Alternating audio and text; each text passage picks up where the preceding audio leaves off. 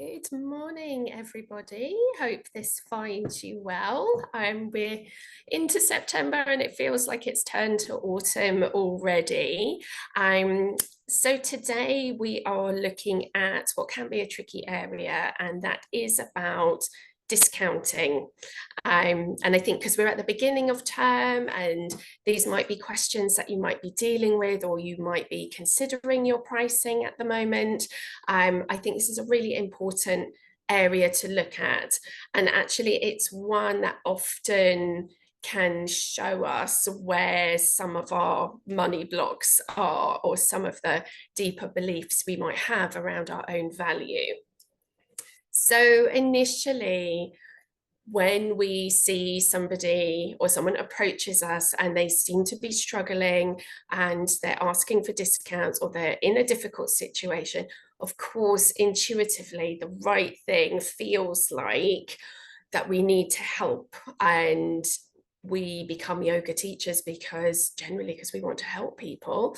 And there is the whole sort of ethos around compassion and the non-grasping aspect of yoga philosophies. There's lots of kind of different inputs that might make us feel really obliged to drop our prices to a level that suits everybody. And this is kind of the nub of it, is that there's a lot of complicated moral dilemmas around offering discounts. They're not quite as straightforward and simple as it first appears.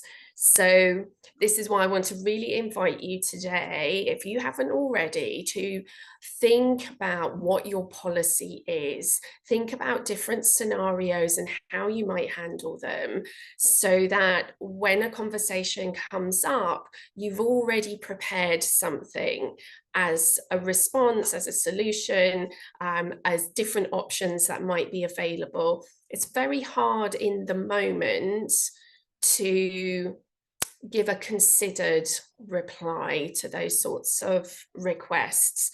And if something does come up and you're not prepared, then I would suggest that you just very gently and kindly delay a response.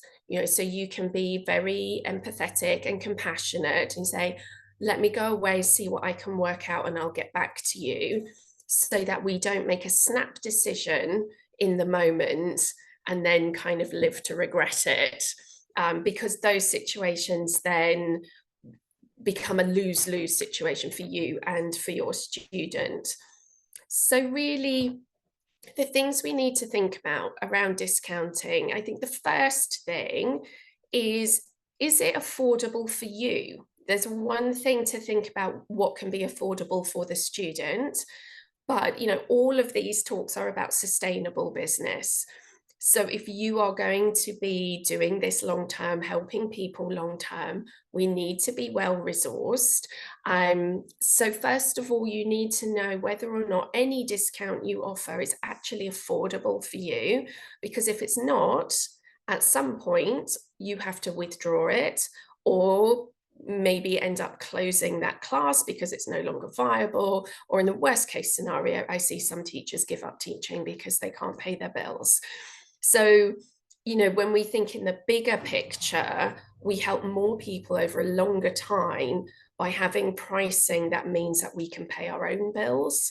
So that short term wanting to give that quick fix of offering someone a massive discount or free classes for a while, if in the end it means that you can't teach them at all, that's not helping them either.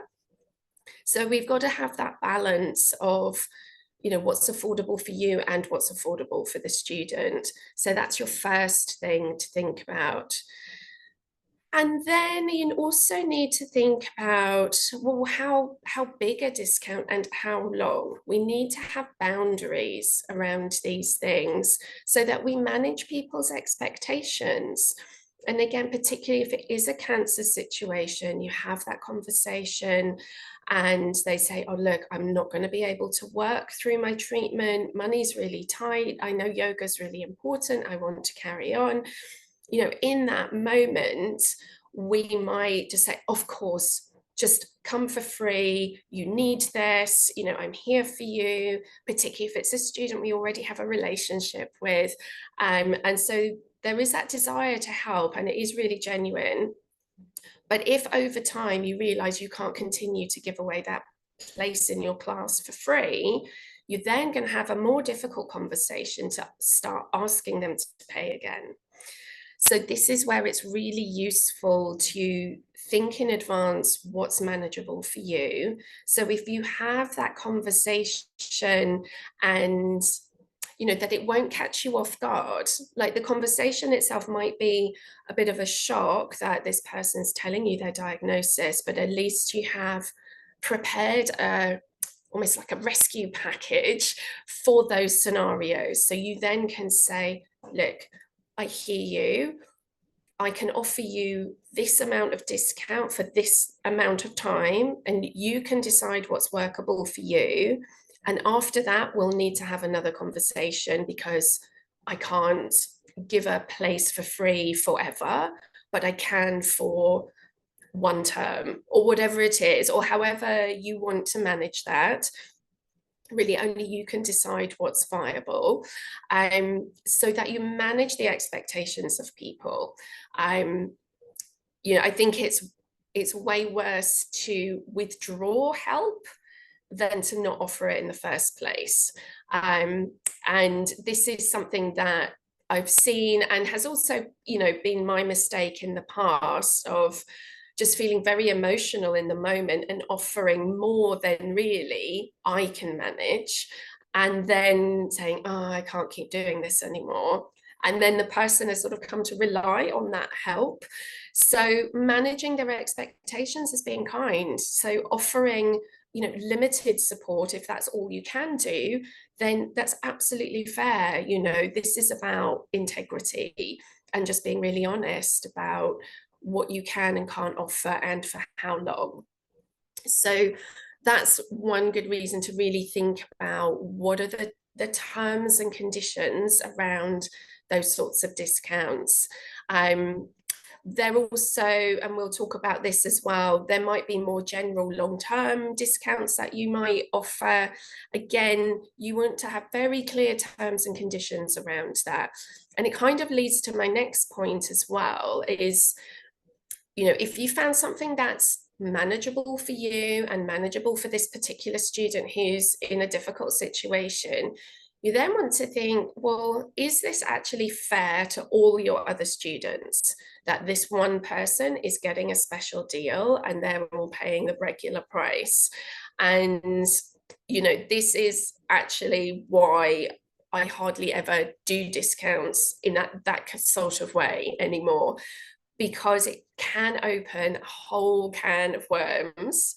I think ethically, although we want to have a degree of confidentiality, if we're basically kind of having secret deals with certain students that they pay less and other people don't know about that, to me, that doesn't feel entirely healthy or ethical.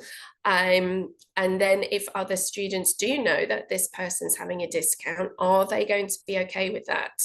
Because sometimes then what you can say is, oh, well, if I knew there was a discount available, I would have said something, because actually I'm struggling too, but I prioritize my yoga, so I've been paying full price. Like, how come you didn't offer me a discount? So, you know, there's a lot of things that can come up, and it can be triggering for people in lots of ways, because we all have our own thoughts, feelings, and beliefs around our finances. So I definitely, in the past, where we sort of have discretionary discounts, have had all kinds of issues managing that. You know, how do you decide who's eligible for a discount and why? What are the reasons why you would and the reasons why you wouldn't? You know, and if you're having a general policy around offering discounts based on need, you know, it's going to invite people to perhaps search for those discounts. And there are bargain hunters out there. And quite fairly, if you say, I offer a discount because of XYZ, a lot of people will, it's in their nature to look for a bargain. It's like, oh, well, technically I'm entitled to that. So why wouldn't I want to save money? I definitely am a sale shopper for my clothes. I'm very happy to wait till January, and because I know there's a sale coming, and I love a bargain, but that's the deal. It's very transparent, it's open to everybody.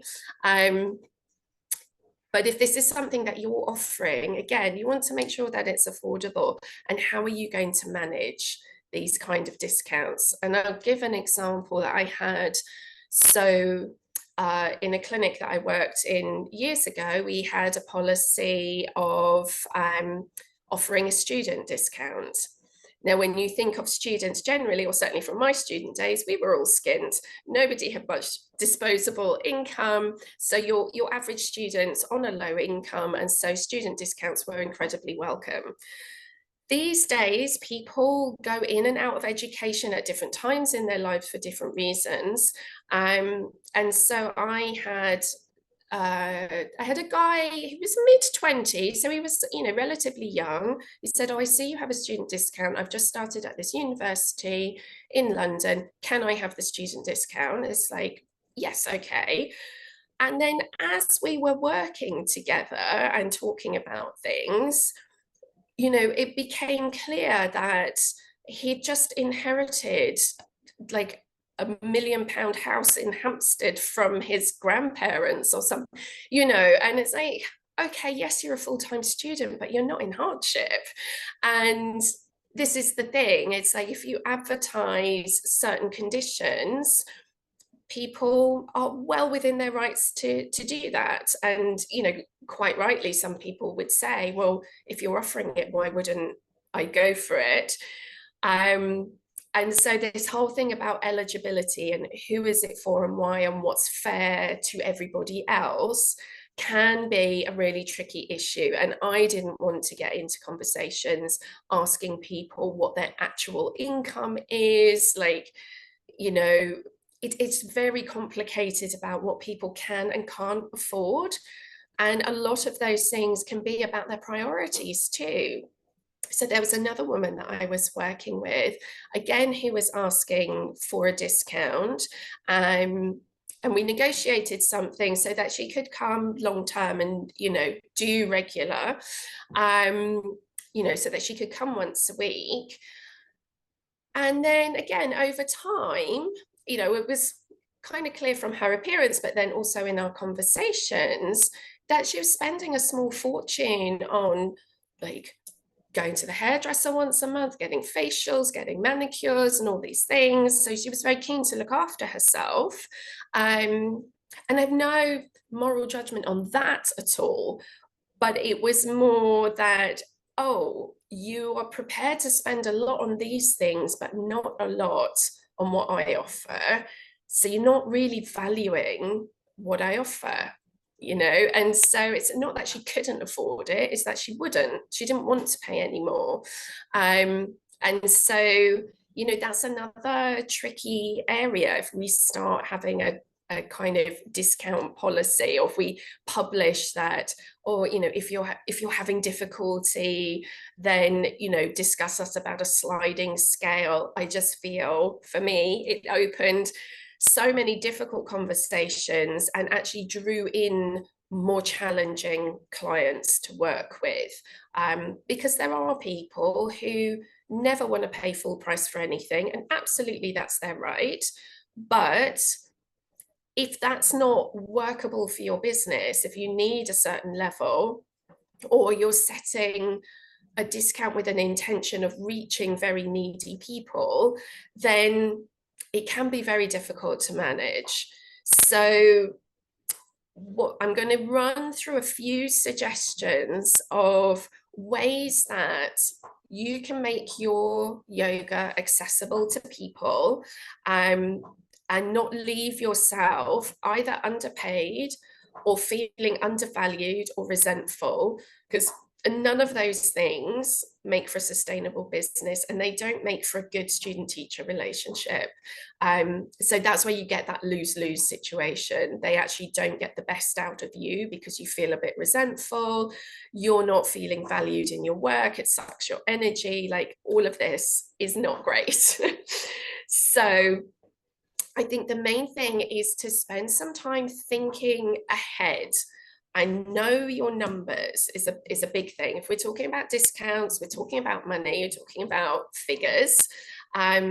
So for any class that you teach, you need to know what's your income for that class, what are your costs, what is your take home, and having in mind what you need as your take home pay on a weekly or monthly basis. And that you need to have a base level that it doesn't drop below. That if it's below that level, you're starting to struggle with normal living costs, and that's not a great place to be. So what you might then start to see is what is possible, long-term, short-term, in terms of adjusting your prices. So you might, for example, want to have in mind maybe an emergency situation of if somebody, does disclose their diagnosis or they're in crisis and they really actually need their yoga to help them deal with the crisis, but the finances are a real struggle at that moment, you might have a short-term, like high support thing where you could say, look, you come at minimal cost for the next 6 weeks. That's, I can offer you that. And then afterwards, we need to revert back to regular price, or we'll have a conversation about something. So have in mind what's affordable for you that you could do, maybe high support over a short time frame, so that gives somebody maybe some breathing space. You don't have to do this at all. None of these discounts you have to do, but I just want to give you some ideas of what might really sit well with you and go, yes, I think that would work for me.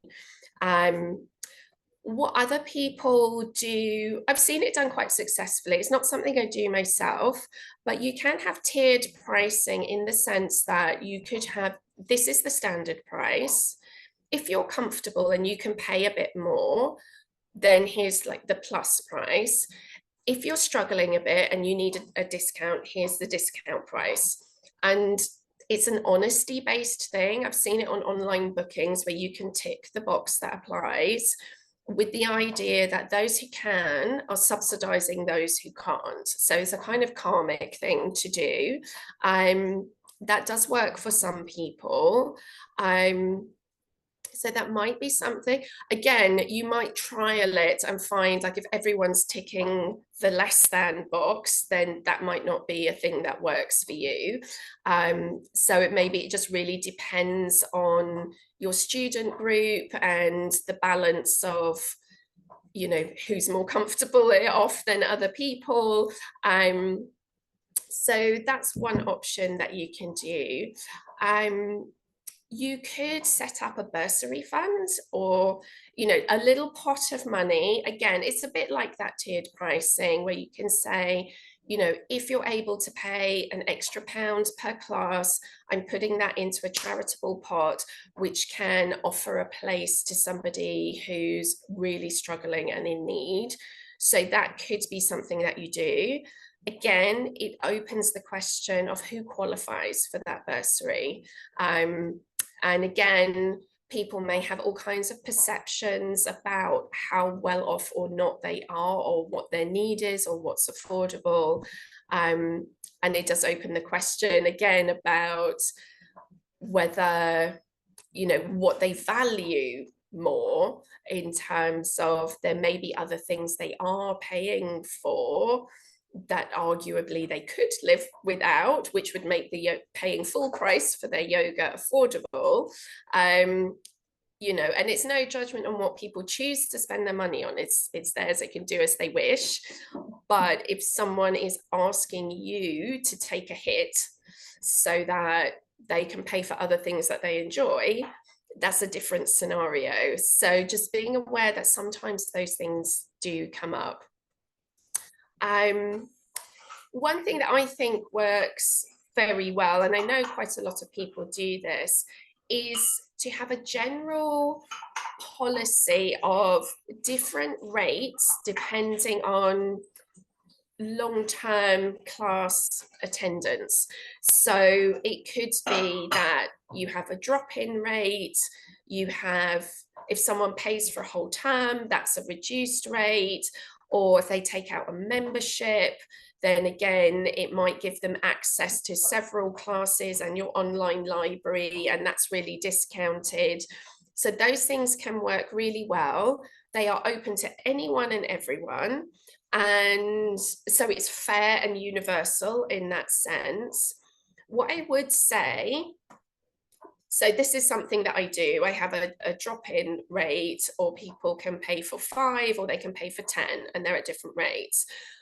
You want to work backwards with your discounts there. So when you're doing your figures and you're working out what it is you need to earn, like at the end of the day, at the end of the month or that week, when you've worked out what that figure is, and you work that backwards into your classes, that gives you your most discounted rate. So I'm hoping this is making sense. So let's say I'm going to keep it super simple, for example, but if you needed to make, say, £80 per class, there, and you had 10 people in a class, then your lowest rate would be £8 per person. Okay, so that's your most discounted, and then your less discounted is higher from that. So that might say be £8, and then your drop in, your next tier might be £10, and then your drop in rate may be £12. So don't start with your standard price as what you need to take home, because as soon as you discount from that, you're getting less than you need. So I'm hoping that's making sense, that when you work out like your bottom line of what you really need to take home as your pay, that is like your most cut price that you're offering. Everything else needs to be higher than that. So it gives you breathing space. And not everyone is going to go for that kind of package for all different reasons. But that's how I work out my pricing, is there's a certain level below which I don't, for example, on my one-to-ones, there's a certain price below which I'm not happy. So that bottom price needs to be like my biggest discount. And then anything else is above that into a level that feels actually like that's what it should be, but I'm okay to discount this far, but no further. So that would be my tip. If you're offering packages and bulk discounts in that kind of way, if your top discount is, I don't know, say 20 or 30% off what you have as your standard price, that actually that discounted one is in your mind your standard, and everything else is a bonus on top. And that's how you can avoid, because sometimes people will think, oh, but if I offer these discounts, it will bring more people into my class. But then if you have a full class and everyone's on the most discounted thing and you've not priced it right, you're not going to make enough profit to pay yourself. And this is how some of these things end up not working. And I wonder sometimes with the bigger studios if this is part of the issue, where they're saying, oh, it's X amount of month for unlimited classes. But if there's not enough uptake, obviously at some point the figures are not adding up, and studios are closing. So that's a whole other subject, and it's a more complex issue than that.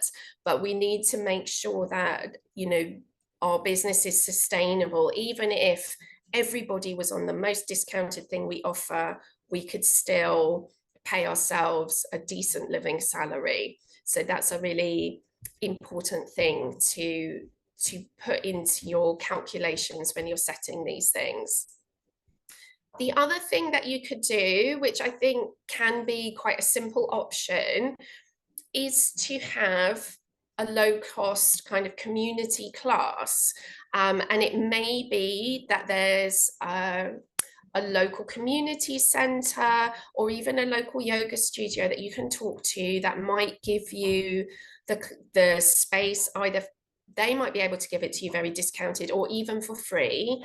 If you're serving a local community, that you're offering a low cost price that is much less than anywhere else.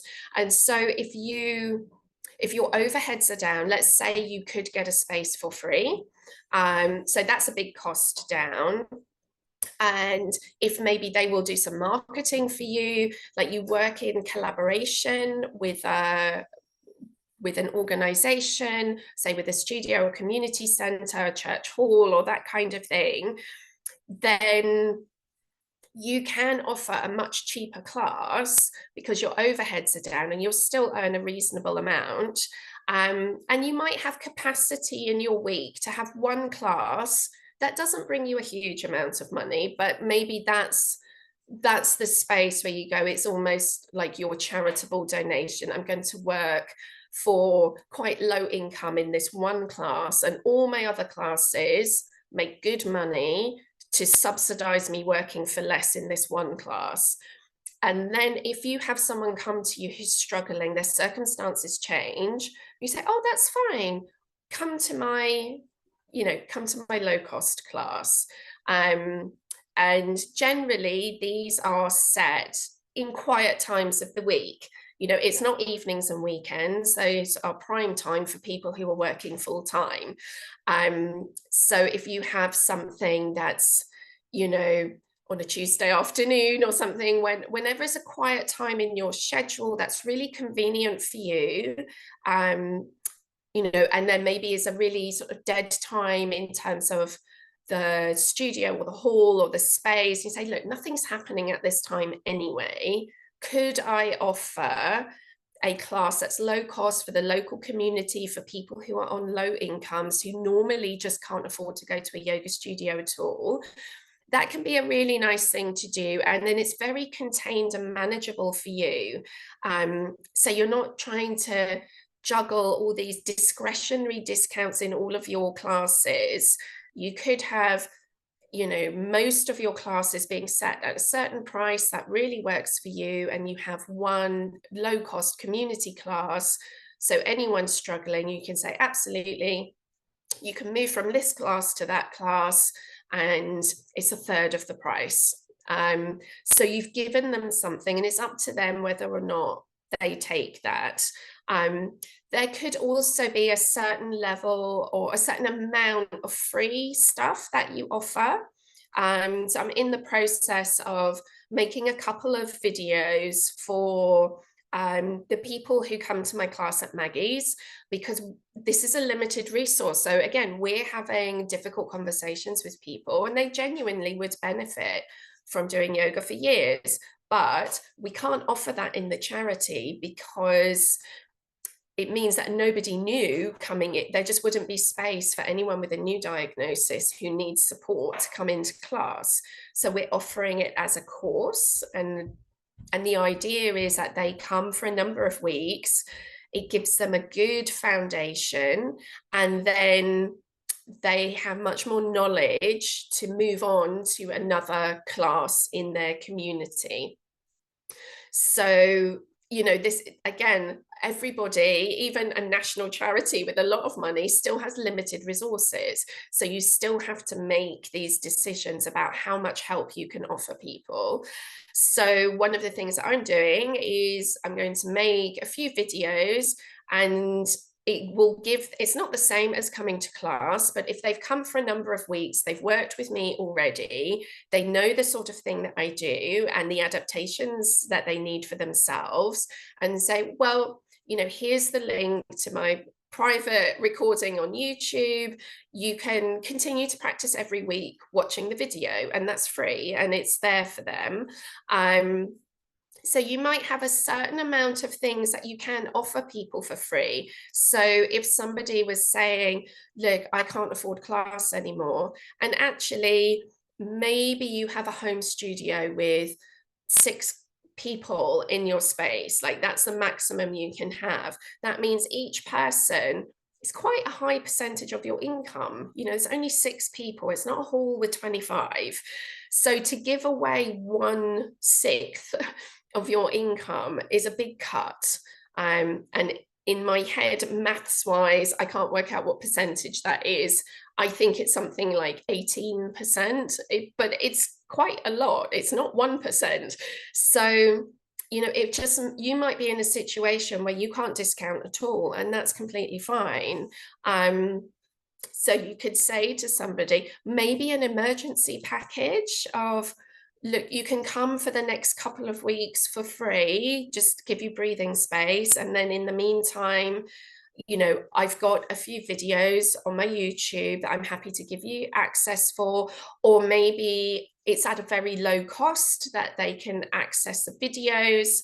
Again, this is quite nice if you're able to do in-person and recorded classes, because then you could let someone pay very low cost for a recording and have someone pay kind of the standard rate to come and work with you in person.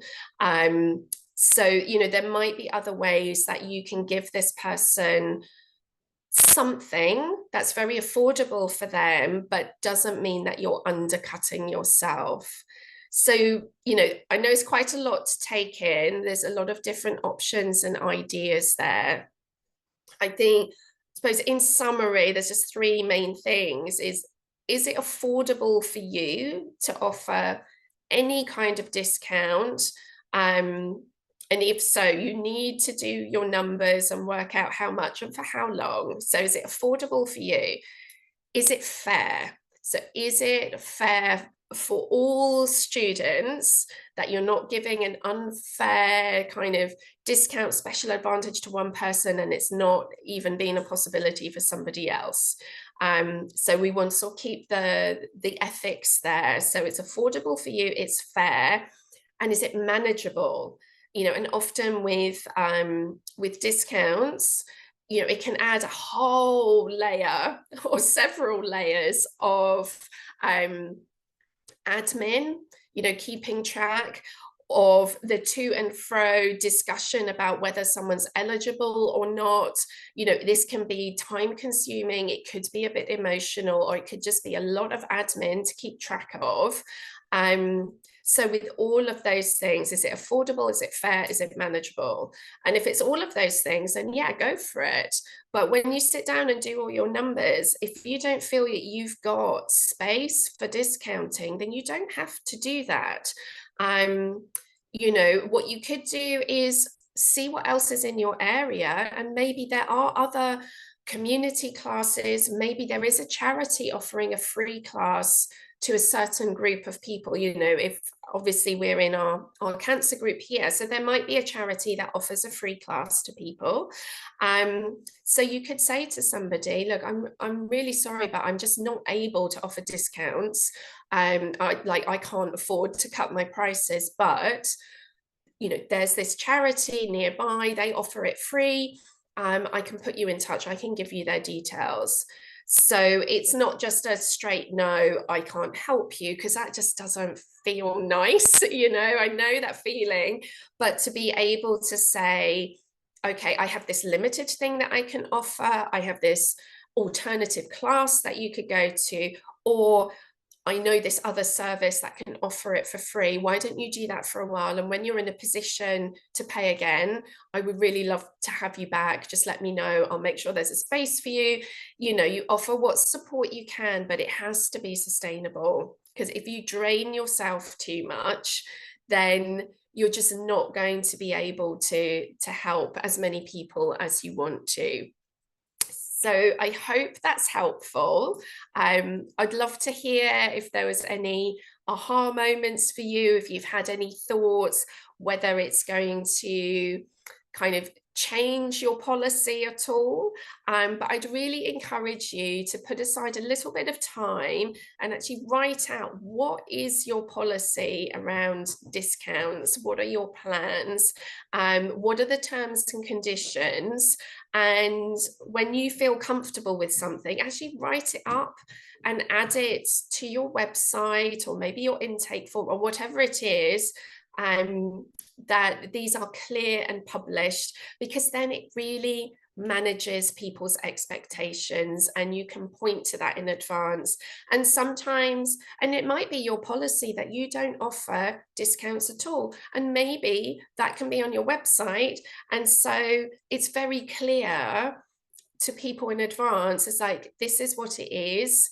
For whatever reasons, I don't offer discounts because I want to be fair to everybody, or I keep my prices as affordable as possible, so I can't afford to discount any further, whatever your reasons are. But when these things are published and public, it can help avoid some of the difficult conversations coming up in the first place. And these are the sorts of things that we talk about in the long course as well, in my 10-week teacher training, because this sort of situation is just as an important part of being a yoga for cancer teacher, is handling these discussions around discounting or not, or how you support people who are in financial difficulty, as what you're doing in your lesson plans. So we take a very holistic approach there. So if this is something you're interested in, the next cohort starts on the 25th of September. So we've got a couple more weeks to go. And there's only a couple of places left. So if it's something you're interested in, absolutely get in touch. And also, this coming Saturday is the one-day workshop. It's the Essentials Foundation workshop. So if you're not ready for a big course, but you feel you would like a bit more training, the one-day workshop is a really good foundation level that will help you integrate people into your group class, work one-to-one with people. And we also talk about some of the class management, business management side of things as well. So again, it's a little bit of a holistic, all-round look at what's needed to support people in a really holistic way, and have you build and create the sustainable business so that you can help even more people. So be lovely to hear from you if you have any questions. Be lovely to hear your insights in the comments below if you've had some thoughts about what your policies are. And I will look forward to seeing you this time next week. Great. Take care.